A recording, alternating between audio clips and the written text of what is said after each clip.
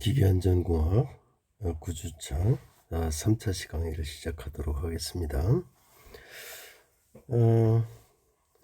이번에는요, 앞에는 아세틸렌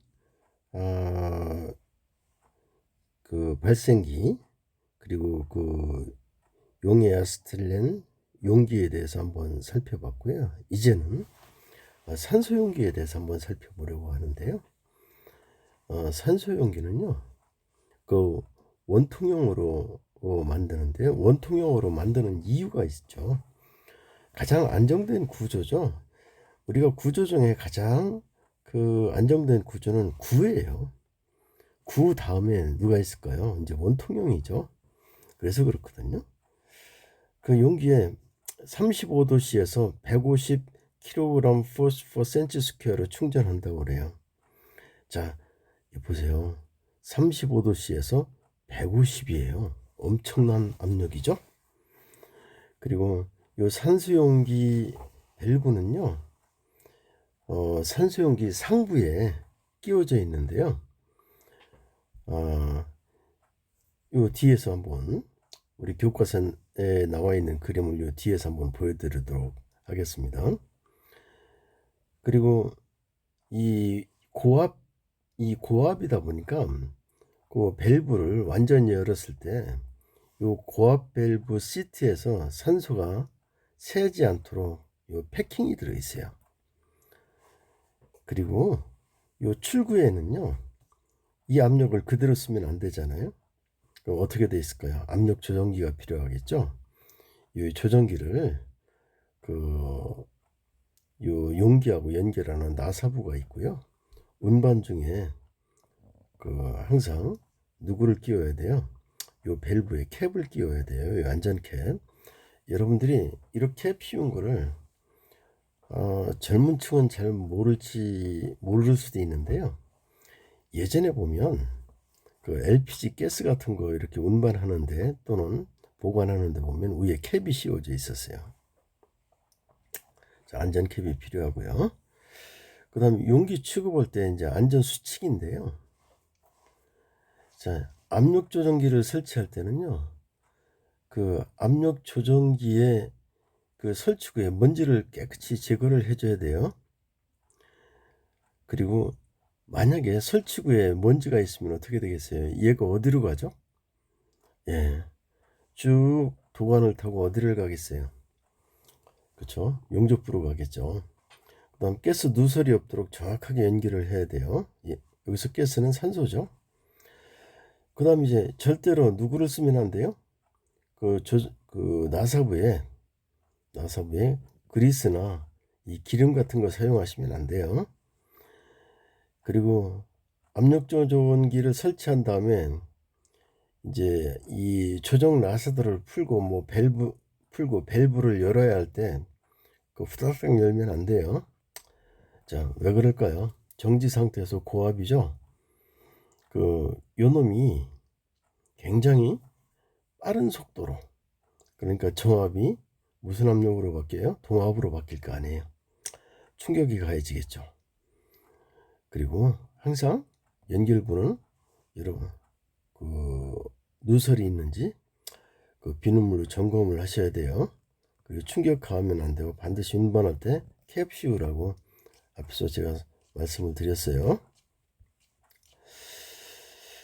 그 다음에 이제 이 압력지 시계가 붙어 있는데요. 압력계죠. 이 압력계 그 유리가 파손되지 않도록 하셔야 돼요. 그리고 요 압력 조정기를 취급할 때 그 기름이 묻어 있는 장갑 같은 건 사용하지 말라고요. 그리고 우리가 이제 방법인데요. 요 사용 전 거, 사용 중인 거, 그리고 그 밖의 용기 이렇게 구분을 했는데요. 반드시 구별해서 보관을 해야 돼요. 그리고 용해 아세틸렌 용기는 여러분들 눕혀놓으면 안 돼요. 꼭 세워두셔야 되고요.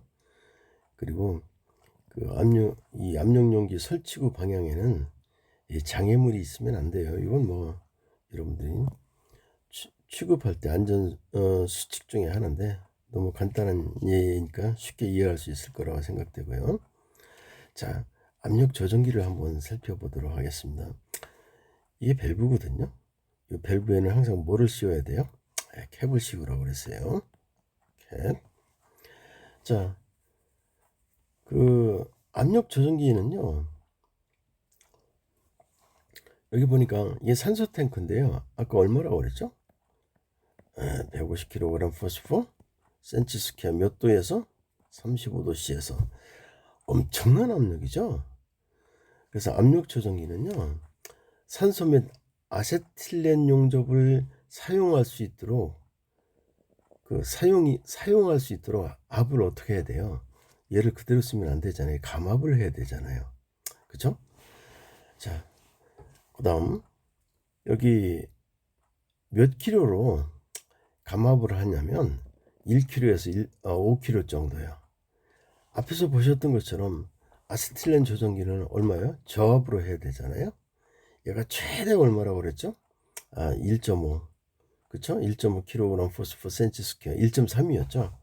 근데 고압수지일 때가 대략 얼마였어요? 2000 밀리미터 수주가 그랬잖아요. 그래서 아세틸렌은 이렇게 고압으로 만들면 폭발하기 때문에 0.1에서 0.5 kg 포스포 센치 스퀘어 정도로 여러분들이 이렇게 비교를 해서 보셔야 돼요. 자, 산소는 1에서 5kg 또는 1에서 5기압, 아세틸렌은 0.1에서 0.5 대략 10분의 1 정도 되죠.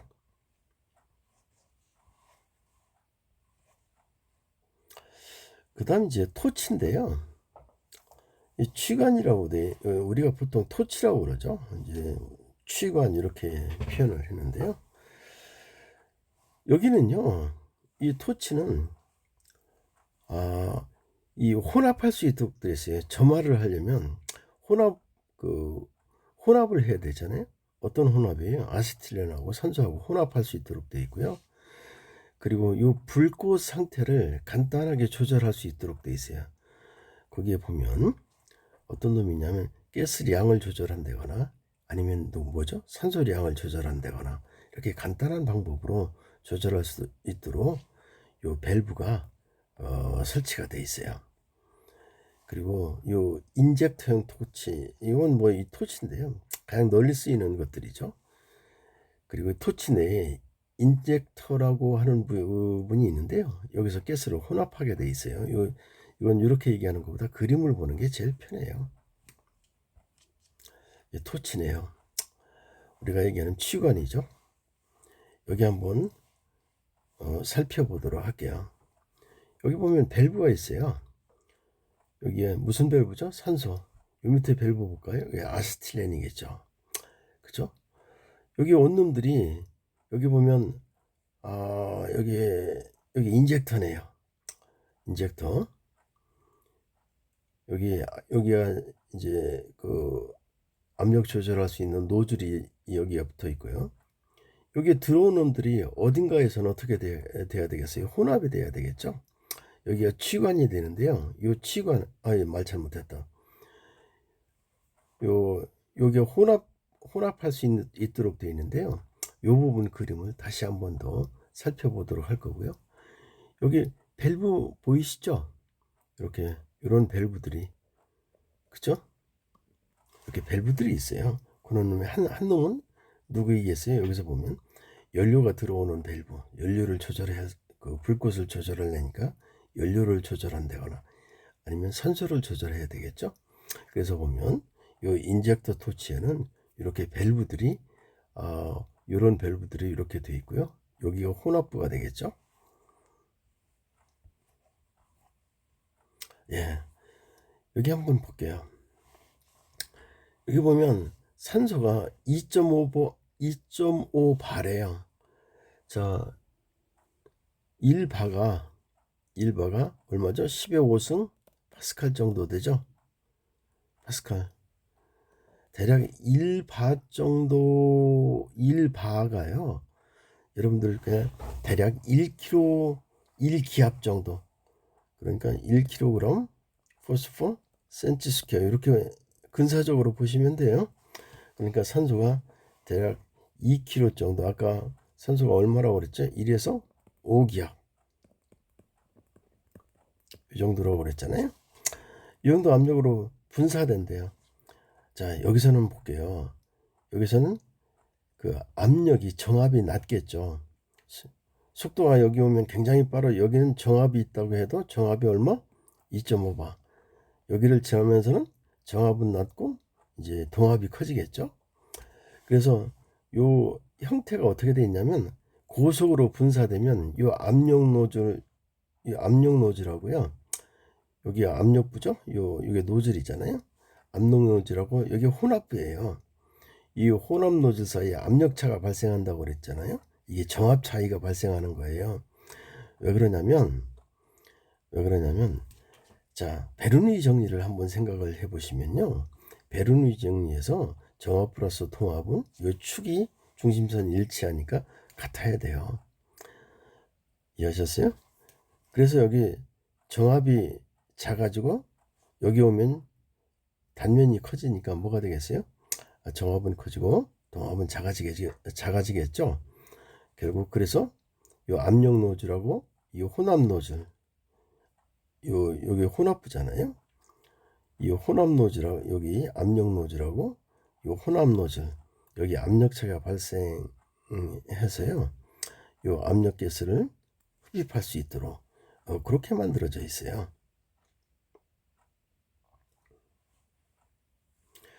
자, 여기 보시면요, 이성 가스가 여기 아세틸렌 가스는 밑에서 들어와요. 밑에서 들어와서 이렇게 나가고요. 그리고 여기 산소죠. 그래서 산소가 여기 혼합부니까 이 부분에서 혼합이 되는 거예요. 그리고 이 가스 집합 장치인데요. 우리가 이 가스를 많이 쓰이는 데는 요 산소가 됐든 아니면 아세틸렌 그 용기, 저장 용기가 됐든 얘들을요, 그 다수 결합해서 압력을 낮춘 상태로 이렇게 배관에 의해서 작업 현장으로 공급하게 이렇게 돼 있거든요. 그러니까 요놈들이 집합으로 돼 있는 거예요. 그래서 우리가 쓰는 데는 요 배관으로 작업 현장까지 가스를 이송하도록 돼 있죠. 그렇죠? 이 가스 용기를 낱개로 사용하다 보면 작업하는데 작업 능률도 떨어질 뿐만 아니라 이제 관리하는데 위험성이 크겠죠. 한 곳에 집합해 놓고 한 곳을 딱 관리하는 게 편하겠죠. 그리고 요 용기를 보면요, 그 용의 아세틸렌 용기나 수소 용기는 400리터, 그리고 그 이외에 저 뭐죠, 가연성 가스는 1000리터 그 이상 되도록 이렇게 만들어져 있고요.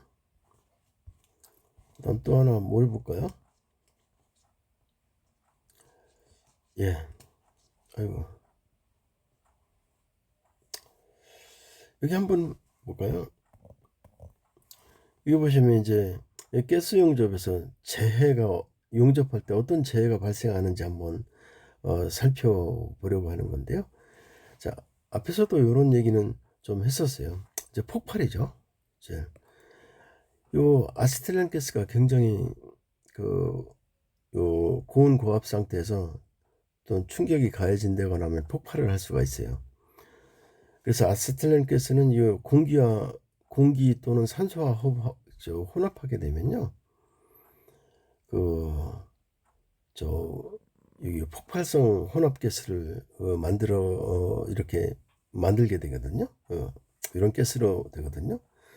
그래서 사용 중에 폭발이 일어난다거나 아니면 이건 굉장히 가연성이기 때문에 가스도 가연성이, 아세틸렌도 가연성이지만 굉장히 요 가스 사용할 때 온도가 아까 보셨죠, 한 3000도 이 정도 그 불꽃의 온도가 이렇게 높으니까 주변에 가연성 물질이 있으면 그대로 인화가 돼요. 그리고 그 아세틸렌 발생기에 아까 우리가 말씀드렸던 것처럼 그 공기나 이런 산소가 들어가면요, 얘들이 산화가 일어난다거나 폭발할 위험성이 있어서 이 산소나 이런 것들이 접촉하지 않도록 발생기에서 접촉하지 않도록 해줘야 돼요. 그리고 이제 이 폭발이 또 일어날 수 있는 것들이 언제냐면 이 안전기가 잘못되어 있는 게, 이 안전기가 역류를 방지한다거나 역할을 하는 역할을 하잖아요. 자, 요때 안전기가 미비가 돼 있다거나 아니면 역류나 역화가 일어나서 이 불꽃이 어디로 가요? 예, 이 발생기 쪽으로 가게 되면 폭발이 일어나요. 그래서 보면 역화나 역류에 의한 이 폭발이 굉장히 많다고 그래요. 그 다음에 이제 이 카바이드나 발생기, 카바이드가 있어야 발생기가 되겠잖아요. 이때 취급부지, 이제 이런 것들이, 요런 것들로 인해서 이제 뭐가 일어나죠? 이제 재해가 일어나는 게 이제 폭발이죠. 그 다음 이제 화재인데요. 실제 작업을 하다 보면 불꽃이 튀는데, 요 불꽃 비산 때문에 비산이 일어날 때 작업장 주변에 가연성 물질이 있으면 이제 화재가 일어나잖아요. 그리고 아까 설명드렸던 것처럼 또 화재가 일어날 수 있는 것들이 공기나 아니면 산소하고 이 혼합될 때, 주로 이런 것들은 보관 상태 때문에 그렇잖아요. 그래서 우리가 보면 실제 이런 현상들은 여러분들이 어디에서 많이 보죠? 언론을 통해서도 실제 이런 일이 일어나는 것들을 여러분들이 많이 보시게 되잖아요. 그 다음에 이제 이게 굉장히 온도가 높잖아요. 그래서 이 토치의 불꽃 또 용접을 하다 보면 스파타가 생기거든요. 그래서 우리가 화상을 입어요. 근데 이 화상도 다른 데 있는 것보다 정말 최악의 경우, 제가 실례를 봤는데요. 눈을 다치는 경우가 있어요. 눈을. 그래서 실명하는 경우가 있거든요. 그래서 용접 토치에 불꽃이나 특히 용융금속 이거 잘 취급을 해야 돼요. 그 다음에 이제 우리가 가스잖아요. 가스다 보니까 납이나 아연이나 이 도금한 재료 이런 놈들을 용접한다거나 절단할 때 납 생각하기 싫죠. 수은 생각하기 싫죠. 예, 납이나 아연이나 이런 도금한 재료를 용융할 때 또는 절단할 때 이때 요놈들에 의한 요놈들로부터 발생되는 가스 요거에 중독될 수도 있고요. 그다음에 또 하나 우리가 사용하는 산화질소, 이산화질소 이런 것들이 있는데요. 이런 것들에 의해서 이건 용매 중에 있는 것들이에요. 하여튼간 이들을 다 합쳐서 우리는 뭐라고 할 수 있냐면 유해가스가 되는데요. 이런 것들에 의한 이제 중독이 있겠죠. 자, 그러면 우리가 지금 봤던 것처럼 저런 일이 일어나지 않도록 하려면 요 앞에서도 봤던 것처럼 폭발이 일어날 수 있는 가장 개연성이 높은 사고가 많은 게 뭐였죠? 역류나 역화였잖아요. 그러면 이제 방호장치를 한번 살펴보려고 그래요. 자, 이 방호장치에는요 수봉식이 있고 건식이 있는데요. 우선 수봉식부터 한번 살펴보도록 할게요. 자, 수봉식은 어떻게 되어 있냐면요, 말 그대로 물로 봉인하는 것들이잖아요. 이게 정상적일 때 볼게요. 정상적일 때는 어떻게 들어오냐면요, 아세틸렌 도입관인데요. 아세틸렌이 들어와서 어디를 지나요? 이 아세틸렌 출구로 이렇게 지나게 돼 있어요. 지금은 우리가 뭐 하려고 하는 거죠? 역류나 역화를 방지하려고 하는 거잖아요. 자, 이렇게 놓고 보면 이게 정상이에요. 이게 정상 상태거든요. 그리고 여기 유효 수주부 이렇게 돼 있어요. 근데 역류가 일어날 때 볼게요. 여기 작동 원리를 제가 조금 써놓은 이렇게 여러분들이 이해하기 쉽도록 여기다 써놨는데요. 요 수봉식 안전기, 이게 수봉식 안전기잖아요. 여기 보면 요 물에 의해서 막혀서 역류가스가 요 수봉 배기관을 통해 배출되는 거예요. 이게 무슨 말이냐면요. 역류가 됐네요. 이렇게 지금 역류, 역화, 여기도 이제 요거는 아세틸렌 발생기 이게 압력이 과대한 경우인데요. 요 놈들은요. 이렇게 가스가 역류가 되면 어디로 가요? 자, 이루 가면 여기 뒤에 뭐가 있죠? 안전기가 있잖아요. 여기 안전기. 이루 가면 안 돼요. 그럼 그보다 낮게 여기 있는 놈들은 어디? 요 수봉, 여기 밀봉 수봉, 물로 밀봉해 놓은 데잖아요. 그죠? 이로 인해서 밖으로 토출할 수 있도록 만들어줘야 돼요. 여기도 역화죠. 역화니까 어떻게 해야 돼요? 요 놈이 어디로 들어가면 안 돼요? 이로 돼서 어디죠? 안전기로 지나서 발생기로 들어가면 안 되죠. 그러니까 밖으로 이렇게 토출할 수 있도록. 그쵸? 여기도 발생기 압력이 과하면 여기도 이놈들이 어떻게 해요? 자, 어디 갔어? 발생기. 예. 여기 들어왔네요.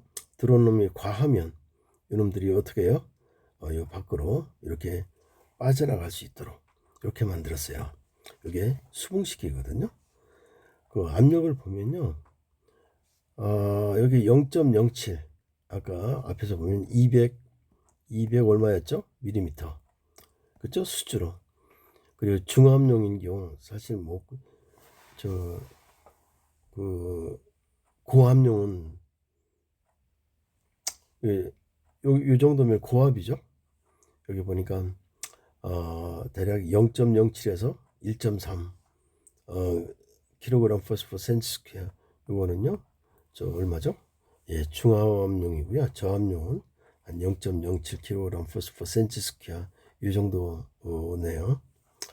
이게 누가 안전기가요. 그죠? 그 다음에 이제 건식으로 오면요. 건식은 뭐를 안 쓰는 거예요? 물을 쓰는 게 아니죠. 그죠? 물을 쓰는 게 아니다 보니까 어떤 방법으로 얘네들은 역할을 방지할 수 있을까요? 자, 요 건식 안전기를 구분을 해보면요. 요 소결 금속식이 있고요. 의외로식이 있어요. 자, 여기 보면 여기 소결 금속식이거든요. 여기 요 놈들이거든요. 요 놈들이 소결 금속이에요. 자, 그리고 여기 한번 보실까요? 요 밸브가 있어요. 체크 밸브 같은 것들이죠. 여기서는 이런 놈들을 역지 밸브 이렇게 얘기를 했어요. 그 다음 이제 여기도 똑같은 애요. 역화인데 역화가 이렇게 여기 소화할 수 있도록 소결할 수 있도록 되어 있는 것들이고요. 여기 한번 볼게요. 소결식 여기 소결식 소결 금속식 건식 안전기. 얘는 뭐냐면요. 어디 갔어? 여기 들어오고 예. 여기 한번 이게 정상이잖아요. 이 방향으로 와야 되는 게. 그쵸? 근데 요 놈이 이렇게 들어오면 이게 역류잖아요. 자, 만약에 화염이 이 방향에서 이렇게 들어오면 이건 역류가 되잖아요. 그죠? 이 역류된 화염을 요 소결 금속에서요. 냉각 소화하고 그리고 요 놈이 무슨 일을 벌이냐면요. 요 놈이 녹아버릴 거예요. 요 소결한 게 요 놈이 고압이잖아요. 역화니까. 그러면 그 놈에서 낮은 온도에서 얘가 녹으면서 소화 기능을 해요. 그래서 냉각 소화가 되고요. 그 다음 요 놈은 체크밸브잖아요. 체크밸브니까 밖으로 역류가 안 돼요. 그래서 이거 차단해 주거든요. 이 통로를 제가 여기다 써놨는데요. 녹는 점 실제 어떤 가로 또는 가로 형상으로 압축한 것을 녹는 점 이하의 온도로 가열했더니 가루가 녹으면서 얘가 고결을 해버린대요. 그냥 굳어버리는 거예요. 여기 다 막히는 것들이죠. 그런 것들이 이제 의미가 소결인데요. 이렇게 만들어져 있어요. 그 다음 이제 우회로식인데요. 우회로식인데 얘는요 어떻게 만들어져 있냐면, 이건 정상일 때예요. 여기 들어오잖아요. 들어오면 이놈이 이렇게 해서 이렇게 나가도록 돼 있죠. 여기 밸브가 나가 있어요. 역지 밸브. 그죠? 여기가 폐쇄 입자라고 돼 있죠. 자, 이제 역류할 때 한번 살펴보도록 할게요. 이 산소가 역류할 때는요, 요 놈이 이렇게 들어오는데 이 체크 밸브가 어떻게 돼요? 이게 체크 밸브 역할을 하는 거잖아요. 여기서 막아줘요. 자, 근데 요 놈을 볼게요. 역화할 때요. 자, 역화할 때는요, 역화할 때 압력파가 있고 연소파가 있는데요. 여기 보세요. 이 연속파는 어떻게 돼요? 이 연속파는요, 여기서 막혀요. 여기서. 그쵸? 여기 체크밸브가 있잖아요.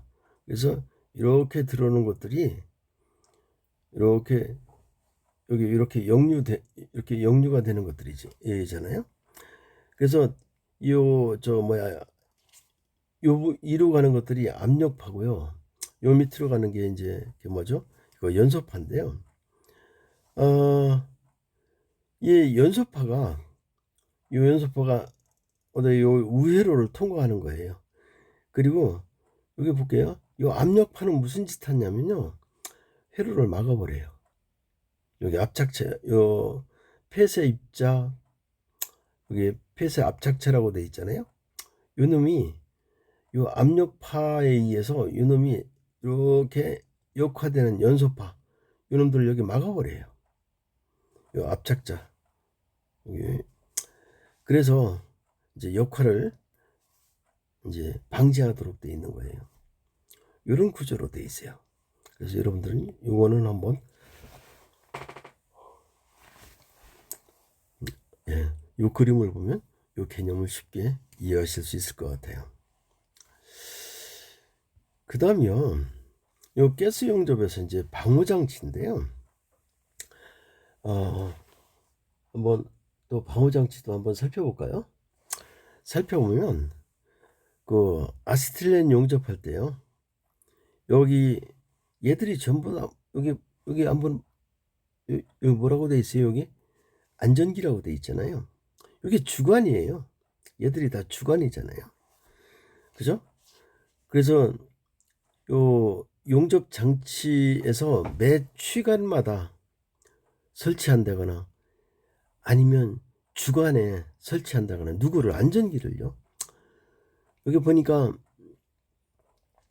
얘들이 뭐이겠어요? 이렇게 주관에서 이렇게 여기 주관이잖아요. 주관에는 전부 다 이렇게 설치가 될 거고요. 그 다음 이제 분기관이 있잖아요. 여기에서 주관에서 와서 1차 분기관이 있네요. 그 다음 1차 분기를 한 다음에 여기에 다시 2차 분기를 하죠. 이렇게. 그 다음 이제 여기 온 다음에 다시 3차 분기를 하게 돼 있네요. 요때 여기에 전부 다 뭐가 붙어 있어요? 안전기가 붙어 있어요. 그렇죠? 그래서 여기 이 주관의 안전기를 설치하고요. 요 놈들은 전부 다 어디게, 여기 얘들이 이제 취관이 되겠죠. 취관. 우리가 아까 얘기했던 뭐였죠? 토치잖아요. 그 취관에 가장 근접한 부분에 뭐를 설치해요? 이제 요 안전기를 설치해야 돼요. 그다음 이제 가스 용기하고 발생기가 분리되어 있는 경우, 요 분리되어 있는 경우 이 한번 볼까요? 이런 경우 흡입관에 여기는 여기 발생기인데 여기 안전기고, 그쵸? 근데 여기는 요 놈은 그 표현이 안 돼 있네요. 요 그림에는 가스 용기가 발생기하고 분리되어 있을 경우, 그쵸? 여기에도 발생기하고 가스 용기 사이에 흡입관에 누구를 안전기를 설치를 해야 돼요. 그 다음 두 번째 한번 이 집합장치 볼까요? 이 집합장치는 주관하고 분기관, 여기 다 지금 요 저 뭐죠? 요게 주관이잖아요. 주관하고 요 분기관을 볼게요. 요 주관하고 분기관 사이에 안전기가 전부 다 들어있어요. 요게 요놈이 주관이고 요게 주관이잖아요. 여기 주관하고 요 분기관, 각 분기관 사이에 전부 다 안전기가 들어있어요. 그 다음에 이제 여기 볼까요? 주관하고 분기관에 안전기를 설치해서 하나의 치관에 대해서, 여기 하나의 치관에 대해서, 그죠? 안전기가 2개 이상 이제 갖도록 그렇게 설치하라고 이렇게 되어 있네요. 이건 뭐 하여튼간 안전기는 곳곳에 많이 설치하면 좋겠지만 돈이 문제죠. 이제 여기서부터는 여러분들이 그냥 간단하게 읽어보시면 되는 건데요. 작업할 때 안전 수칙이죠.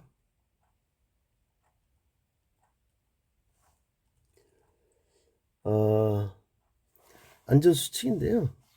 하여튼간 제일 중요한 거는 이 이 가스 용접은요, 그 위험 요인이 많잖아요. 폭발에 의한 위험 요인들이 뿐만 아니라 이제 화재가 있잖아요. 그렇죠? 그리고 그러다 보니까 이제 요 안전 작업 순서를 요 안전 작업을 준수하면서 해야 되는데요. 그렇게 해서 부위를 요 재해를 방지할 수 있어야 되겠죠. 그럼 어떻게 하면 될까요? 제일 처음에 요 작업 수칙이에요. 수칙이니까 용접 작업하기 전에 반드시 살펴봐야 되는 게 주변에 불이 났을 때 그 소화 설비가 있는지 한번 살펴봐야 되겠죠. 그죠? 우리는 얘들이 다 고온에 그 화염을 이용하는 것들이잖아요. 그리고 그 안전기하고 이 조정기가 있는데 얘들의 안전기하고 조정기의 그 상태를 우리가 반드시 살펴봐야 되죠. 특히 안전기도 그렇고, 그리고 용접할 때 필요한 산소 압력이나 이런 것들 조정할 수 있도록 그 조정기를 살펴봐야 돼요. 그 다음 이제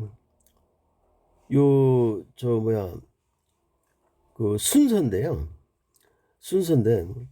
그 토치 점화할 때 우선 조정기에서 압력을 이제 조정을 해줘야 되겠죠. 이 압력이 이제 아세틸렌은 그 저압으로 해야 되겠죠. 뭐 0.1에서 얼마, 0.5. 산소는 1에서 얼마, 5 이렇게. 물론 단위는 공학 단위니까 킬로그램 퍼스 센티 스퀘어 이렇게 되겠죠. 자, 순서를 한번 볼게요. 압력을 먼저 조정해야 될 거고요. 그렇죠? 그 다음에 뭐를 열어요? 자, 아세틸렌 밸브를 연 다음에, 그렇죠? 그리고 산소를 열어서 점화를 시켜야 돼요. 작업 후에는 어떻게 해야 되겠어요? 역순으로 하면 되겠죠. 자, 산소 밸브를 닫고 아세틸렌 밸브를 닫으면 되겠죠. 그리고 이 토치에서 소리 날 때 또는 파열되었을 때 이제 여하의 이제 역화 때문에 그러는데요. 그 소리가 난다거나 파열이 되었으면 역화를 방지하기 위해서 어떻게 하면 되겠어요? 뭐 교체하는 수밖에 없죠. 그렇죠. 이건 뭐 유지보수를 통해서 이제 정리하는 수밖에 없죠. 그리고 또 우리가 어디를 가든 색깔 똑같은 거 쓰는 경우는 없죠. 구분을 해야 되는데 구분할 수 있는 방법이 뭐예요? 자, 우리가 케이블 하나를 봐도 전부 다 구분하도록 되어 있죠. 뭐로요? 색으로. 그리고 조정용 나사 같은 경우 너무 세게 조이지 말고, 그리고 요 토치의 팁 있잖아요. 팁 같은 거 보면 간혹 거기가 잘 막힌다거나 거기 툭툭 치잖아요. 그럴 때 팁 클리너를 이용하지 줄 이용하는 건 제가 잘 보지를 못했어요. 팁 클리너를 이용해서 그 구멍을 토치 그 팁의 끝자락에 이렇게 뭐 막힌 거 다 뚫어내고 깨끗이 청소하죠. 그 다음 이제 어떤 경우가 있는가 하면요, 이 아세틸렌이라고 하는 건데요, 이 용기에서 아세틸렌을 급격히 분출할 때 뭐가 되냐면 정전기가 발생한대요. 요 정전기가 발생돼서 인체에 접근하면 방전이 되니까 이 급격하게 분출을 하면 안 돼요. 그리고 용기 저장소는요, 항상 5개, 우리가 보통 실내보다 5개 이제 추천을 하는 것들이죠. 5개, 그리고 또는 그 환기가 잘 돼야 돼요. 그리고 온도도 40도씨 이하 이렇게 보관을 해야 돼요. 그다음 이제 여러 가지가 있는데요. 그다음 여기 또 하나 뭐가 있는가 하면 예를 볼게요. 어떤 거냐면 아세틸렌 용접장치 발생기에서 요 카바이드, 이놈은 아세틸렌 가스를 발생시키는 놈이잖아요. 얘 냄새 맡으면요 머리 아파요. 굉장히 이게 좀 불편하거든요. 그래서 교환할 때는 어디서 하라고요? 저 옥외에서 하셔야 돼요. 그리고 발생기나 아니면 발생기실, 여기 보니까 발생기에서는 5m, 발생기 실내에서는 3m, 이 범주 내에서 여러분들 금연해야 돼요. 화기도 사용하면 안 되고요. 그렇죠? 그리고 화기와 이 이격거리인데요, 요거 이제 토치 용접하는 부분이잖아요. 주로 용접하는 부분이 될 건데요, 이 안에서 담배 피지는 않잖아요. 그 산소 용기는 5m 떨어지고요, 집합 장치도 5m, 그리고 저장 탱크가 있는 데는 30m 이상 떨어져야 돼요. 그리고 아까 이제 작업 순서에서 그게 뭐죠? 그 작업을 시작하려고 할 땐 제일 먼저 뭐부터 연다고 그랬죠? 예. 아세틸렌 밸브를 먼저 열고 산소 밸브를, 그다음 닫을 때는 어떻게 해요? 작업 후에는 산소 밸브를 닫고 어떻게 아세틸렌 밸브를 닫고, 이런 순서로 한다고 그랬어요. 그리고 아세틸렌 요 가스를 사용할 때 최대 압력은 얼마로? 그러니까 1.3 kg per cm² 이하로 하라고 그랬어요. 이미 앞에서 설명했던 거니까요. 그리고 우리가 이제 기밀 시험을 해야 되잖아요. 기밀 시험을 하는데, 기밀 시험을 하는 방법은 수압 시험이 있고 뭐가 있어요? 기압이 있죠. 공기를 이용해서 하는 것들인데요, 수압 시험은 사용 압력의 몇 배요? 5배. 공기로 하는 것들은요 1.1배 이렇게 하도록 그 코드 또는 규격에 보면 이렇게 규정이 되어 있어요. 그리고 요 안전 밸브를 열고 닫을 때 밸브를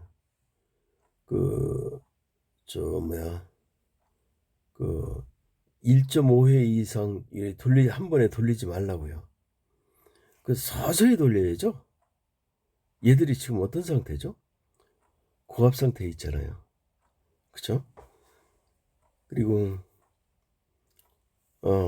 아세틸렌께서 호스 내 먼지를 제거하기 위해서 용기 밸브를 3분의 1 정도 회전해서 연다고 그러는데요, 이 안에 고용물이 있는 것들은 아니죠. 고용물은 고용물이겠네. 그 먼지나 이런 것들은 고착되어 있는 것보다 먼지 상태로 있는 것들을 불어내기만 하는 정도니까 조금만 열으면 되겠죠. 그 다음 이제 우리가 제일 골치 아픈 게, 용접하고 나면 꼭 비파괴 검사를 해보는데요, 그때 이 결함이죠.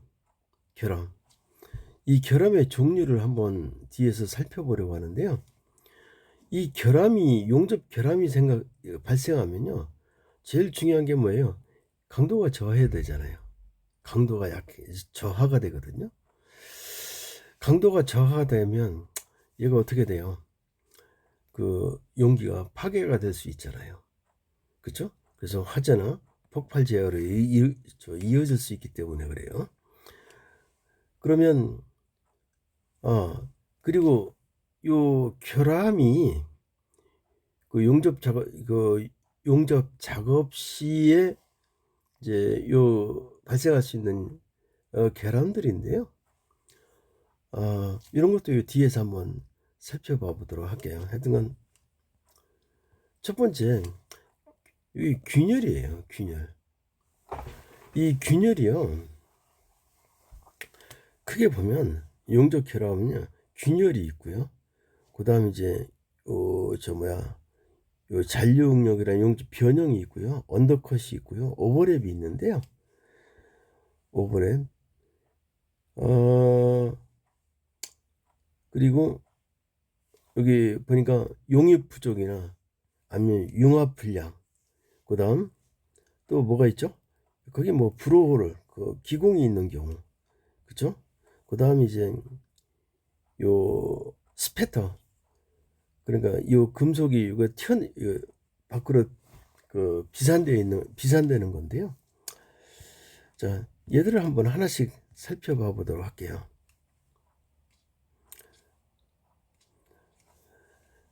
첫 번째로요. 요 균열 한번 살펴보고요. 그리고 요 균열이 균열이 어떻게 발생하는지 한번 살펴봐 보도록 하려고 하거든요. 요 균열은요, 용융 금속에서 일어나는 균열이 있고요. 또 하나는 열영양부. 무슨 얘기냐면요, 이렇게 돼 있잖아요. 여기 계산하는 데가 여기 루트가 될 거고요. 여기가 전부 다 얘들이 뭐예요? 여기가 이렇게 이제 비드가 있을 것이고, 얘들의 이 모재와 용융 금속이 녹은데잖아요. 녹아서 융합되어 있는 데잖아요. 여기에 이제 용착부인데요. 근데 그 바로 있는 건 이 부분들이요. 열 영양부예요. 이 부분에서 이제 균열이 생기는 거거든요. 여기나 이런데. 그다음 여기 보면요. 그 고온 균열은 이제 열영양부나 여기서 고온 균열도 있겠지만 문제는 뭐냐면 여기 용접 금속이나 열영양부에서 이 경화 현상에 수소가 관여할 때가 있어요. 이 수소가 들어가는 경우가 있는데 이게 저온 취성이 돼요. 이 수소가. 그래서 균열이 생기는 경우거든요. 이 수소 때문에 우리가 굉장히 골치 아픈 그 요소들이죠. 그 다음에 이제 어떤 것들이 있냐면 용접 변형이 있는데요. 여기 보면 용접 변형 잔류응력 되어 있지만 이 용접 변형은요, 용접 열로 인해서 발생한 변형이라고 되어 있는데요. 용접하기 위해서는 얘가 용융 상태로 만들어야 되잖아요. 용융 상태로 만들면서 요놈들이 응고화되는 과정에서요. 이 응고가 되는 과정에서 뭐라고 그러나 충분히 확산이 일어나야 되거든요. 확산도 충분히 일어나서 얘들이 그 결정 구조가 일정하게 모재하고 똑같이 만들어져야 되는데 요놈이 모재도 있지만 용접봉은 모재하고 용접봉은 완전히 똑같은 놈은 아니거든요. 자, 요놈들이 충분히 확산이 일어나지 않은 상태에서는요, 밀도 변화 또는 최적 변화가 생겨요. 그러다 보면 최적 변화가 생기면 얘가 변형이 되게 되거든요. 그 변형이 되면 그런 상태로 평형 상태를 유지하려면 내부에 뭐가 돼요? 응력이 생겨야 돼요. 그 응력이 누구냐면 잔류 응력이거든요. 그래서 그래요. 그 다음 언더컷이 있네요. 자, 언더컷은 어떤 경우냐면요, 요 마지막 뒤편에 여기 그림이 하나가 있거든요. 여기 언더컷인데 여기 한번 요런데요. 요런데 한번 봐주시면 돼요. 잠시만요. 다시 원래 상태로. 예. 여러분들 그 그림이 교과서에 있는 거니까 그놈하고 같이 좀 봐주셨으면 좋겠어요. 여기 언제 생기냐면요. 그 전류가 너무 과대하다거나 아니면 그 용접 속도가 빠른데 이 아크를 짧게 유지하기 어려운 경우, 그리고 모재나 용접부에 금속 일부가 이런 경우에 모재나 모재나 그 용접부에 그 일부가 녹아가지고 생기는 홈들이에요. 자, 아까 제가 이렇게 그 그림에서는 제대로 다 표현이 멋있게 안 되어 있는데요. 그 옆에 보면 홈들이 있거든요. 걔들을 우리는 언더컷이라고 그래요. 오버랩은요, 이거 말 그대로 이놈들이 싼 것들이에요. 그 그림 다시 한번 여러분들 봐주세요. 요 운행이 불량하다거나 아니면 용접봉의 용료 온도가 너무 낮아. 누구보다? 모자보다. 그래서 이 용착금속이 남게 되는 거예요. 남아서 옆으로 흘러간 거예요. 이걸 오버랩이라고 하는데요. 이것도 다 결함이죠. 그 다음 용입 부족이요. 자, 용입이 충분히 돼야 되거든요. 근데 용입이 충분히 안 되면요, 이미 여기 백비드라고 돼 있는데 이 부분이 공간이 생겨요. 그래서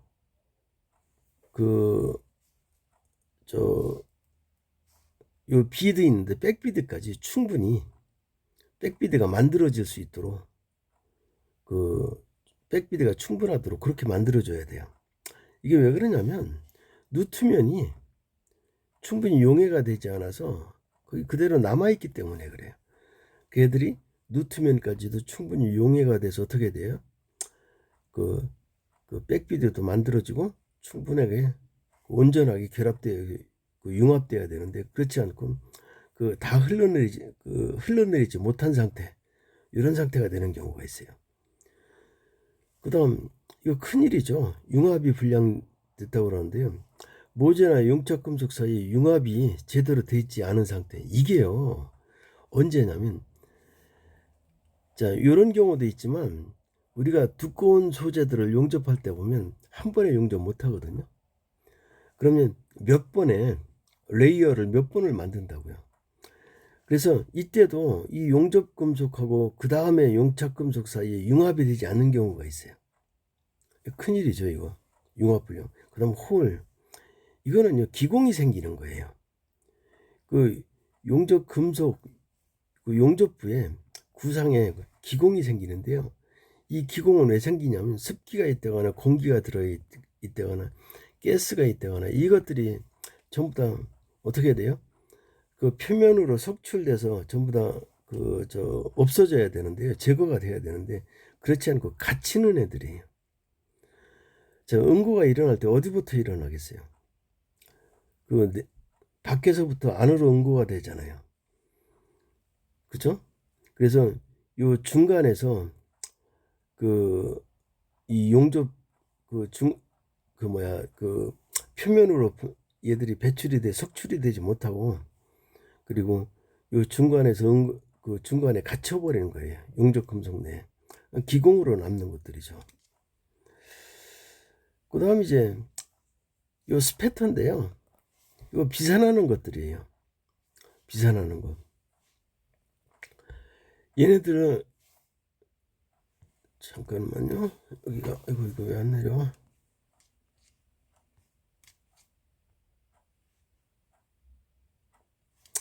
그다음 요 스패터 한번 살펴보도록 할게요.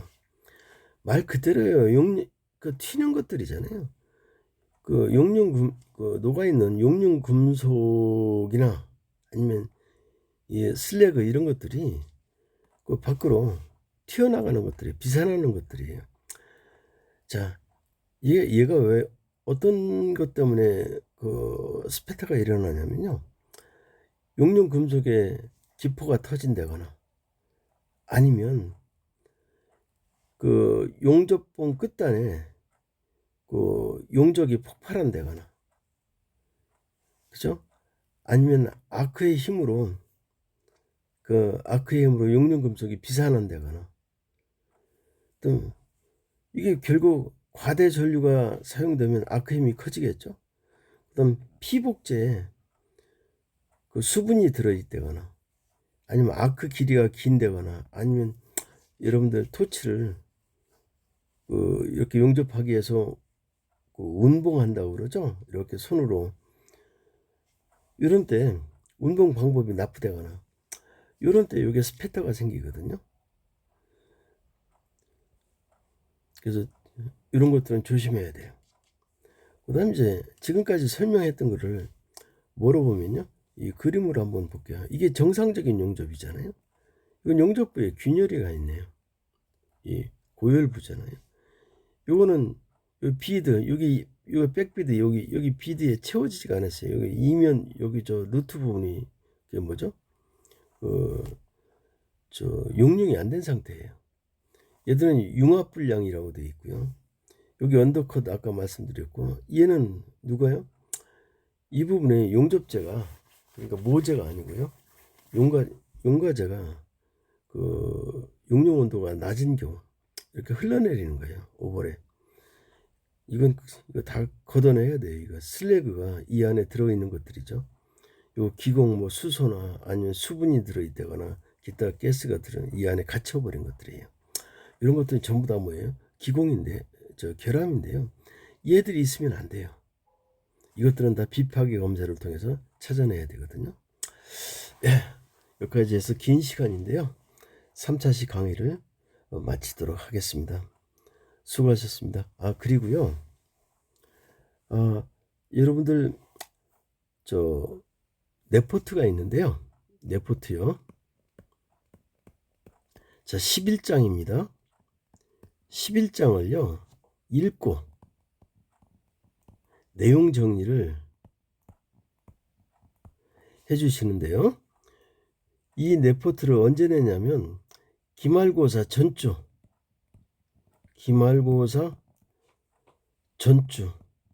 전주까지 여러분들이 그때 그 전에는 그러니까 기말고사 때만 볼 수 있잖아요.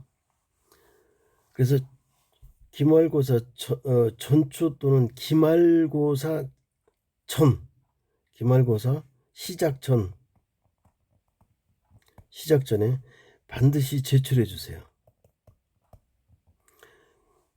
그리고 얘는요, 수기로 작성하셔야 돼요. 수기로.